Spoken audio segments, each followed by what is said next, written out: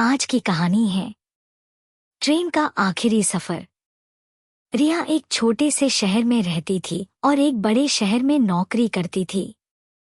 हर हफ्ते वह अपने घर से शहर जाने के लिए ट्रेन पकड़ती थी और हफ्ते के आखिर में अपने घर लौट आती थी।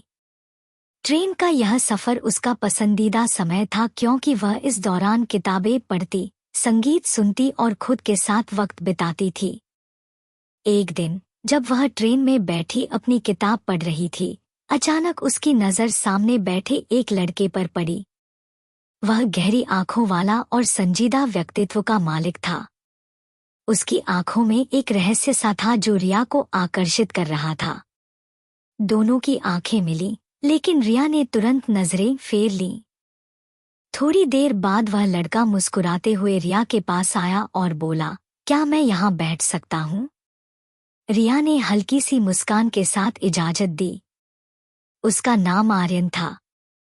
बातचीत शुरू हुई और दोनों ने ट्रेन के उस सफर में ढेर सारी बातें की। रिया को महसूस हो रहा था कि वह किसी अजनबी से नहीं, बल्कि एक पुराने दोस्त से बातें कर रही है। आर्यन का मजाकिया अंदाज और उसकी बातें रिया को हंसाने पर मजबूर कर रही थी।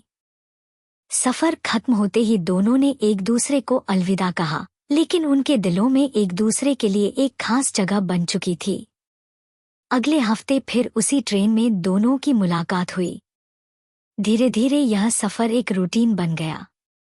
दोनों ट्रेन में मिलते, बातें करते और एक दूसरे के बिना यह सफर अधूरा सा लगता था।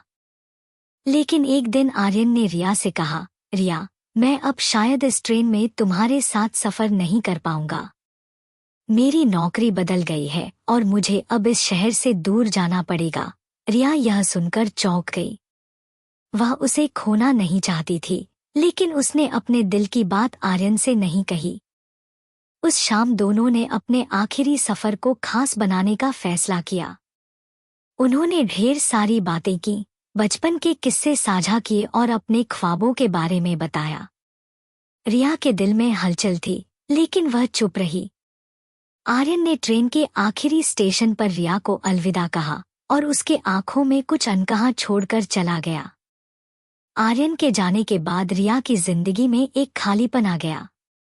हर हफ्ते वह उसी ट्रेन में बैठती, उसी सीट पर जाती, लेकिन आर्यन अब वहां नहीं होता था। उसे यह समझ में आने लगा था कि वह आर्यन को चाहने लगी थी, लेकिन अब उसके पास सिर्फ उसकी यादें थीं। कुछ महीनों बाद रिया की शादी का प्रस्ताव आया। उसने सोचा कि अब उसे अपनी जिंदगी में आगे बढ़ जाना चाहिए।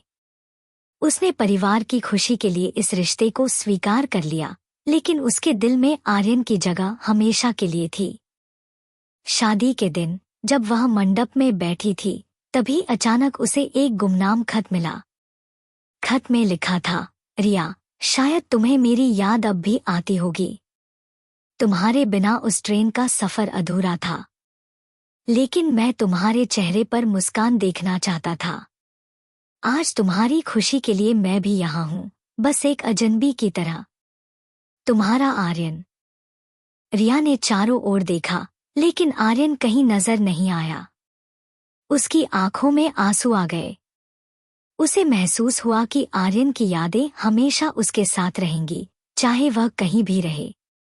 निष्कर्ष: यह कहानी बताती है कि कुछ रिश्ते भले ही पूरी तरह से नहीं मिलते, लेकिन उनकी यादें हमेशा दिल में बसी रहती हैं।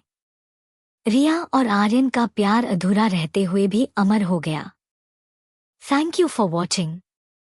Please like, subscribe and share.